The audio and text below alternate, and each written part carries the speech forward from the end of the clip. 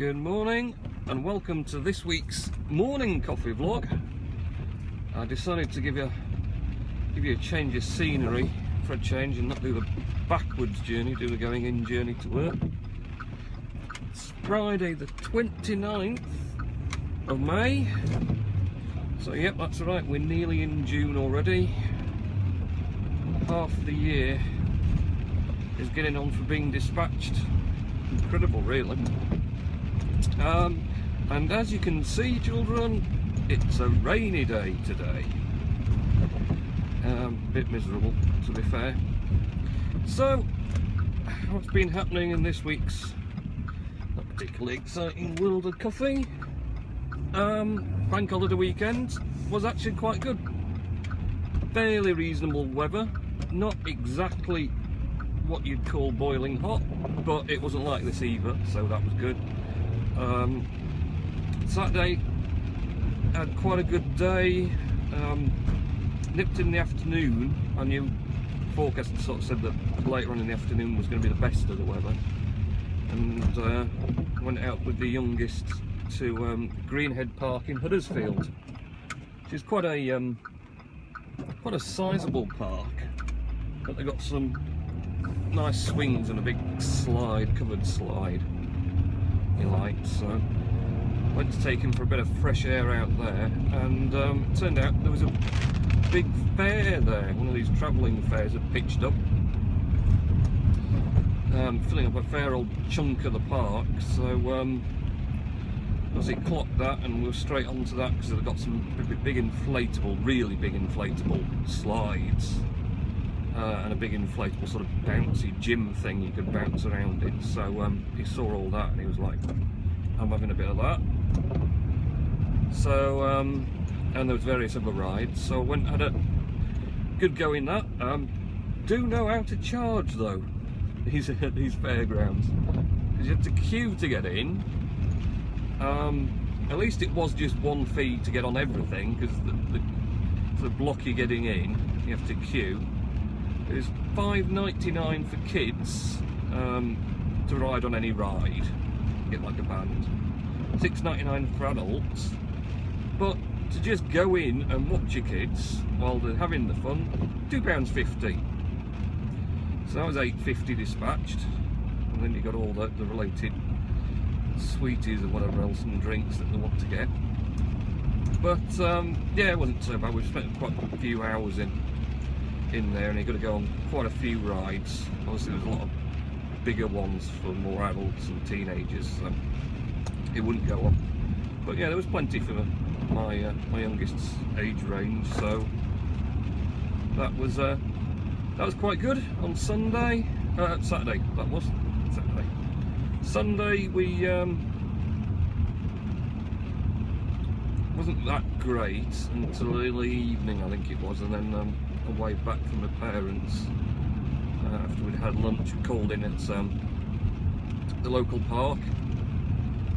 There was at home, Whimsy Park, and fed the ducks. Well, actually it wasn't ducks in the end, it was geese, as there seems to be a prevalent amount of those there.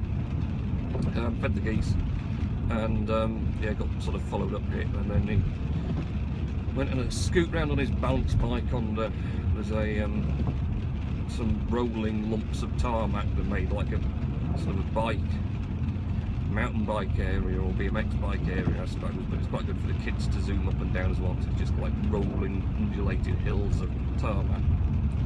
So to go on that and go on the swings. And Monday wasn't so great again, but in the afternoon we called in at the Rocked, spell that right, R-O-K-T, in Brighouse. There's a big climbing wall in the old Sugden's flour mill. Go and sort of climb up all this pre-made wall face, and they took over an old pub which used to be a proper spit and sawdust boozer, which is sort of on the side of where the Brighouse Canal is.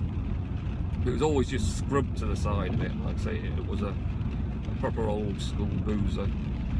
which shut down, as most old school boozers are nowadays, because people aren't really going into them, or they're just staying at home instead. And the guys at Rocked are obviously doing quite well as a climbing gym wall thing. Decided to take it over, and what they've done is they've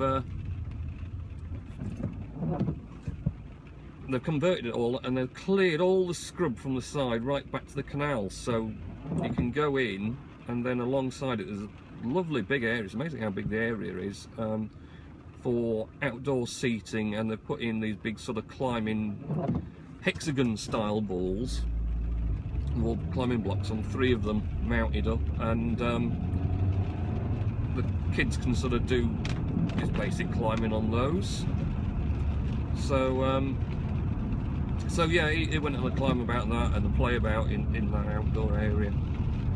So yeah, that was quite good, quite a busy weekend for him. And then Monday night he started with some diarrhea, which wasn't great, and so that kind of progressed. No, he's not been that great all week.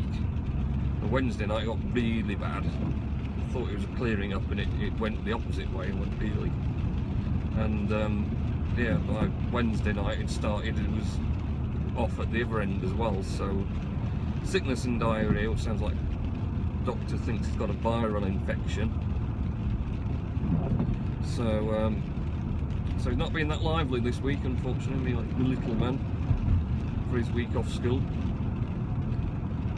So pretty much a fly-by-wire this week. I haven't prepared myself for anything, so I'm probably going to miss loads out, or just forget what I'm going to say entirely.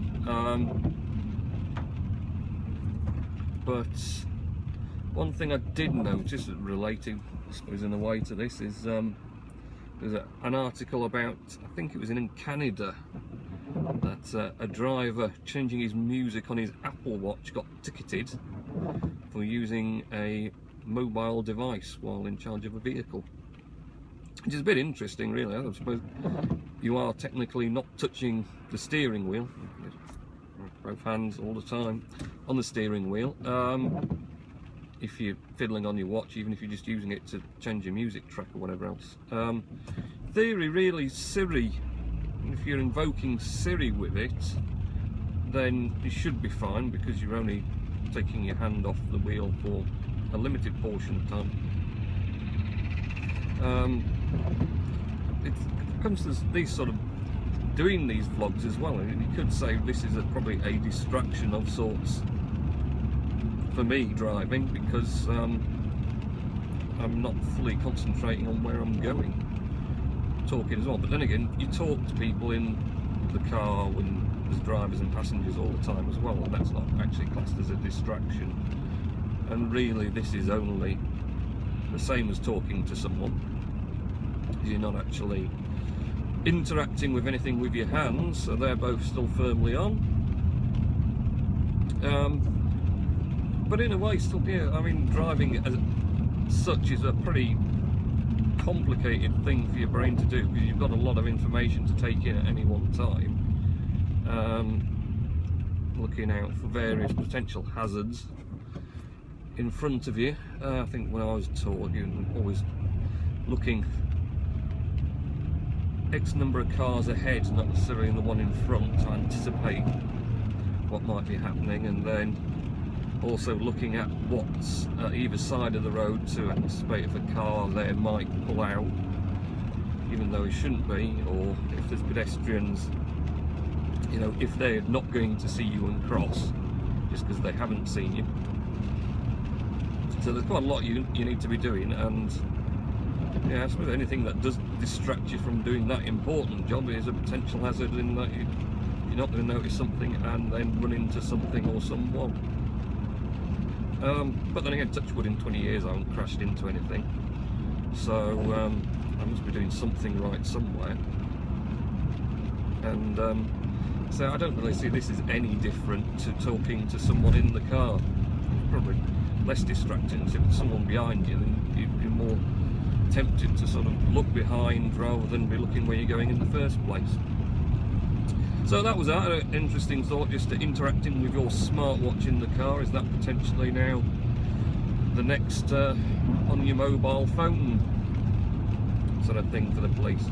Not that I think the police in the UK do a particularly good job of sorting out people on mobile phones, because I see it all the time still.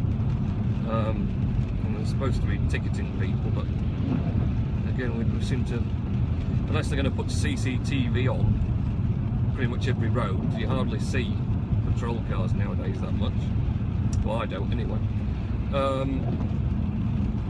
And then use that footage to ticket people, then I suppose in a way you're pretty unlikely to get seen using your mobile phone without hands-free.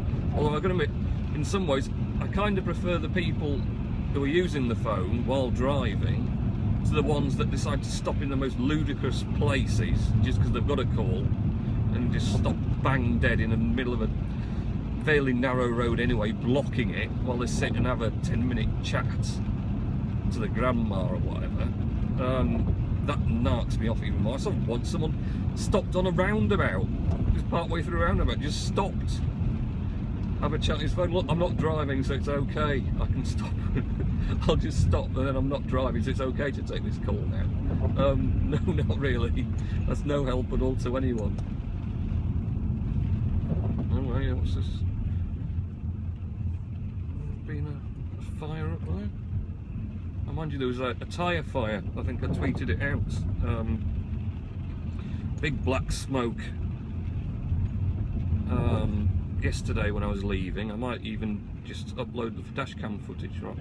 Might actually kind of stitch it in at the end of this. I don't know. I think I might do it separate. It might be easier to do it separate, and of more interest in a way if I do lots of slot. But yeah, apparently a big wood chip and old tyres depot up that way. Yeah, set on fire, burning, billowing black smoke, real dark black smoke, and that was about 4 PM. I left a bit early yesterday with the youngest being ill. So, it's dead, isn't it? Look at this. It's been like this all week. I've got school holidays, so just no traffic. Great for getting to work in super quick time. It's going to be a super quick vlog as well. I'm not far off getting there now. Only going to be a few more minutes, really. So, anyway. Yes, so burning tyres yesterday on my Twitter. Did some pictures and I might upload that dash cam. You could just see it rolling, all the smoke blowing across the horizon of Halifax. So yes, my lack of preparation is going to show now as I struggle to see, I anticipated that. Struggle to rack my brain for things to talk about. I'll tell you what I've been going to talk about for loads of vlogs, and every time I've forgotten, despite preparing. So there you are, preparing isn't that useful. Someone I've been following on Twitter for a long time, or related to Jailbreak, really, anything I think, originally found him. But c0ff33 is now doing sort of vlogs and reviews. I'll drop a link to his channel. Mostly probably going to be on Apple related stuff, and he's also done some Apple Watch stuff as his pre-ordered Apple Watch is only recently turned up. One of these miracles of Apple. You pre-ordered on the 10th of April and you get it not on the 24th when you're supposed to, but on about the 20th of May instead. Yes, again, Apple Watch, really unpopular. So anyway, c0ff33 is doing sort of video reviews, YouTube reviews, and tech stuff and everything else, and I've been watching that. Looks quite good, and I'm sure he's going to start getting into it more, and obviously as it progresses it'll improve in sort of quantity of content and whatever else. He's just starting out and getting his feet found and whatever else, but so far it's been quite good. I've been really enjoying that, so I think that's one to watch. And I've still been watching Mr. Fat Slim, Fat's Tech on Twitter as well. Is does mostly now vaping, which seems to be like the thing for everyone in the world to do. Must feel I'm missing out somehow, but they are. But yeah, he does mostly vape reviews, but still quite interesting. It's amazing the little boxes of technology that put together now to basically heat up a little metal coil that then burns some liquid into a vapor that you inhale. But yeah, all sorts of different variations, and you can adjust settings and have different power ratings and all stuff. Oh, and in fact, related to that, someone else I've been watching for a long time, and then it sort of died off on his video reviews. So Adrian Pimp Your iPhone 5, I think he's at the moment on YouTube now. He's just started doing videos again, so that's, I'll drop a link to him as well. And it's good to see him back again, actually, because I really enjoyed all his videos. He always had his own little unique style to them. That just made them really interesting, and I enjoyed watching them. And yeah, I've been sort of missing all the ones he did. He used to do sort of unboxings and reviews of different accessories and things. So yeah, it'd be good if he does some more. I'd like to see more of that. So I'll drop a link to his channel. And not UK based, but in America. And what I keep quite like watching is no idea how to pronounce this though. It's Armalaraya. No, if he watches this, I'll probably be cursing me actually. But from geeksriot.com, does geeksriot.com, which is custom t-shirts. Actually, do really good custom t-shirts and custom branded clothing. Drop a link to that as well as his channel. But he's well worth checking out as well. He's been doing some really good reviews lately on different things, and funnily enough, he also just got an Apple Watch that he's been doing some unboxes and reviews on. And in fact, I'll definitely link his unboxing Apple Watch, because that was really, it amazed me. He did it out in public. It was out, just sat outside some sort of eatery or whatever else, on like a bench. And yeah, he unboxed his Apple Watch, the 42mm, I think it was, the space grey with black sport band. And I was just like, well, I'm surprised you didn't get lynched. Maybe just where he's in America is quite nice. I couldn't imagine doing that sort of thing down in the centre of Halifax out somewhere, unboxing an Apple Watch. Within about 5 seconds, someone had clobbered me overhead and legged it with it. So yes, but I'll drop a link to his channel anyway. So, on the slightly amusing note of me being clobbered over the head in the centre of Halifax, even though it hasn't happened. Yeah, check out those channels below. Have a good weekend. I'll hopefully have a poop-free one. It's been a pretty poopy week, and yeah, I'll catch you on the other side. Okay, cheers.